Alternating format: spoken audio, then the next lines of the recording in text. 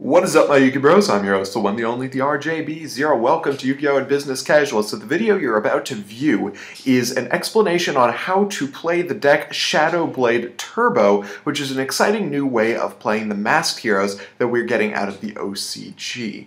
Now, this is just an explanation on how to use the deck. If you want to see the deck profile itself, you'll have to click on the link in the description below, which will take you to my entry for the top 6 of the next great Yu-Gi tuber. While you're there, it would be great if you hit the thumbs up button, because if everybody hits the thumbs up button who watches this video, then it will basically guarantee that I make it to the next round, and that would be awesome. So enjoy the explanation of the combos and plays of ShadowBlade Turbo. It's a great deck. I really enjoy it. I hope you do too. So here we are again with my friend Nick Gibson talking us through the legendary ShadowBlade Turbo. And how it works. So let's get down to how does this deck play? So basically, what you want to do is you want to get to this as fast as possible because he is your engine of the deck. He makes the deck go fast. So you have, 3, 4, 5, 6, 7, 8, 9, 10, 11 ways of opening him. And basically what you want to either try to do is you want to try to, this is your card that you want to see turn 1. And what you're going to do is you're going to Hero Lives for this guy. He'll activate, because you can only activate one of his effects once per turn. And you'll basically get Mass Change, and you'll set it. Okay. And you'll pass. This deck runs no traps, because of the fact that the extra deck is so powerful and toolboxy that you really don't need traps. So you set the Mass Change, and you pass. And then on your opponent's turn, you try to hold the Shadow Mist, because Dark Law has the effect that if your opponent adds a card to their hand, including drawing outside of the draw step, or the draw phase, he can banish a card randomly for your opponent's hand. So when they, Satellar Knights are going to be a huge thing, and I've been testing against them. So when they activate Deneb, you can Mass Change this into Dark Law. And then now what happens is when their search effect resolves or draw, then Shadow Mist is going to start chain 1 because it gets its effect to search out of the deck. Dark Law will be chain 2 and will banish a card randomly out of their hand. And then so basically what you're going to do is, depending on, it just all depends on what you have, but normally you would generally search Blazeman, and then you would normal Blazeman and search out the Poly, so you +1. And then you have the Summoner Monk, and you have this, Naturia Beast Hates Me deck to search out the Shadow Mist the entire time. You have Diamond Dude the entire time, who can mill, this, except for the DDRs and the Divine Swords. And then after you've cycled through a couple monsters, you want to at least try to have the Phoenix Blade early on, and then you banish. Generally what you banish is Diamond Dude and Shadow Mist. And when you banish it, you add it to your hand. And basically, this does nothing productive. It's cool for the extra 300 attack to save Dark Law, because it makes it 2700, which is better than 24. But you're basically wanting this Banish Zone set up so that you can DDR and then re-summon back the Shadow Blade, or the Shadow Mist, so that you can search the change spell and re-go all over again. And the entire time you have, Mass Charge to get back stuff. You have Stone Excavation, which you can mill off Diamond Dude to get back stuff. The Hidden Armory isn't an issue at all, unless you top deck it with not much. The Lightning Vortex is there to clear your opponent's monsters so that Voltic becomes more live. The Bubble Man is there so you can set all your spells and summon it. Or you can just normal summon it and set Mass Change and pass, and then you can Mass Change them on the end phase to wipe their back row, which I've done several times. The Blazeman is literally just there for the Poly Search, and then if it lives, or off the Miracle Fusion, and then you can Voltic it back. It's a level 4. I mean, this is a crazy good card. You're basically just abusing this guy the entire game. So what does winning with this deck look like? I can do a test hand if you want, real quick. Go for it. Just to give you an idea of what test hand. I'm going to do this, and it's going to open really bad. So basically, just talking around with the deck, you're going to turbo out your turn 1 as quick as possible, and then it's very reactive to your opponent. You basically put power plays on the board one at a time, using and manipulating the change spells to your advantage to get the monsters out of your extra deck, which toolbox for the correct answers. For example, if Dark Law is on the field and you have Form Change in your hand, and Dark Law looks to be threatened by Mirror Force, you can Form Change it into Vapor to survive the Mirror Force. You don't lose the Dark Law. You make Mass Charge live, and Vapor can get through again with the same amount of attack power. Alright, so let's do it. First turn, so let's do it.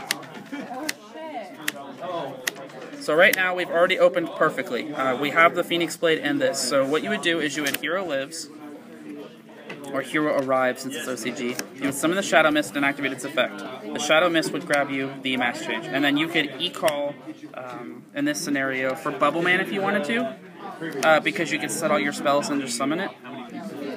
You could search for another Shadow Mist if you wanted to, because you have the Phoenix Blade set up. But normally, what you're going to search for in this case is Blaze Man. And then what you're supposed to do is equip the Phoenix Blade to him, because you want the Phoenix Blade in the graveyard to set up your next place, because especially you see you have Parallel War Fusion. And then set, and then pass. And then normally, as soon as it happens, you're just going to immediately Mass Change it, or wait till they you see their deck, and then Dark Law. And then it's going to search. And normally what you're supposed to search off of that is Diamond Dude, because you want to get the spell cycling going. We expect this to die, whatever, you know, and then just you can see that the plays just kind of work themselves in. You have the two right here set up, so you can banish these two for the Phoenix Blade. You have the +1 again. You have the, you can Diamond Dude, activate effect, free Miracle Fusion. Okay, and then you can poly these together, get those out of your hand. No, this just likes it when people cut it and no one will cut it. For Nova Master if you want a +1, or you have the, actually no, you can only go into a Escurido, my bad. Yeah, you have the Escurido right there. 26, 27, it's a 3K Escurido. And then if you wanted to, you have the Bubble Play also. Just for the Miracle Fusion to set it up. You have that live now. And then the entire time while you're doing this, like this, it's just the deck. It's ridiculous.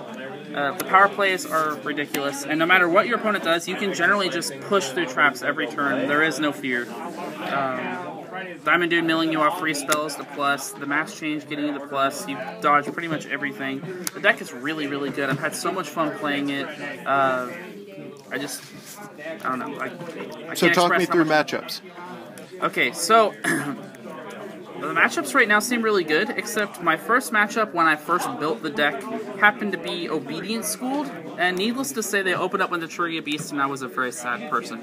As I don't know traps, so I have 31 spells and 9 monsters, and the only way to get around a Churia Beast in this deck is literally to mill off a Lightning Vortex off of a Diamond Dude, because it doesn't activate. So, Naturia Beast, you generally immediately dig to the side deck. Or hope that you can make a rank 5 or a rank 4 off of the Bubble Man play if you happen to open it. Constellars and Evil Swarm, this deck fears no Evil Swarm or Constellars. Yang Zing, this deck doesn't fear Yang Zing. It can make Abyss Roar very easily. I've tested against Teller Knights, and so far, new challengers Teller Knights looks to be an issue because of Tri-Veil. And they can put in a lot of damage really easy. And playing off 4,000 life points by turn 1 is very, very difficult if you do not have the correct setup. Basically, you have to rely on... The weakness I've found is that you have to rely on Dark Law to win you the first 4,000 life points to put you to where your opponent is, because you put yourself so far back by turn 1. And that first play has to be so good, it pushes through your opponent's first 4,000, and then can carry you through with the other plays. If you can't push past that first 4,000, generally you're going to get pushed back and you lose. How do you plan to deal with it? Honestly, the deck has changed a lot. It basically used to be like Dark Dot deck. It was 3 Shadow Mist, 3 Dark Law, and like 2 Voltic. And then the introduction of Bubble Man, Blaze Man, and the other cards have actually made the deck a lot more easy, like a lot easier to work with. And to really combat the pushback. You have Lightning Vortex to give you a lot of pushback. The deck has the correct plays, and it has the power plays. You just have to have the cards. Have you tried the Shadow and Cliffoth matchup? The Cliffoth matchup is really good against this deck because the skill drain really doesn't hurt this deck, but the Vanities hurts the deck. Vanities hurts quite a bit, but if you have the mass change and the change to Vanity, you should be okay. But I haven't really had to deal with Vanity a lot yet. And then again, side deck options should take care of, hopefully, most of the issues. The deck usually wins by turn 3. So, in general, no issues, but it should be, you're good to go as long as you play correctly. Any last notes for somebody who wants to try playing this deck? Be very conservative. You run out of fuel very quickly if you don't know how to play this correctly. Phoenix Blade is a very touchy card, and it requires a lot of thinking ahead in order to play correctly. If you screw up one banish thing incorrectly, sometimes you lock yourself out of a Miracle Fusion.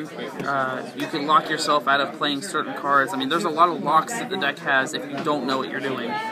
So you really have to play accordingly, and then the deck really changes depending on what you mill with Diamond Dude. If you mill a free excavation off Diamond Dude, sometimes the whole way you play changes because it's like, oh, okay, I get another free card next turn, that's fine. I guess I can deal with what I got now. So just like conserve resources as much as possible. Alright, so there you guys go. That is ShadowBlade Turbo in a nutshell. Hope you guys liked this video. If you did, hit that thumbs up button. If you didn't, let me know why in the comment section below. And of course, subscribe for more decks, discussion, analysis, and general Yu-Gi-Oh! Shenanigans. Thank you guys for watching. I'm your host, the RJB0, and I got a jet. See you guys.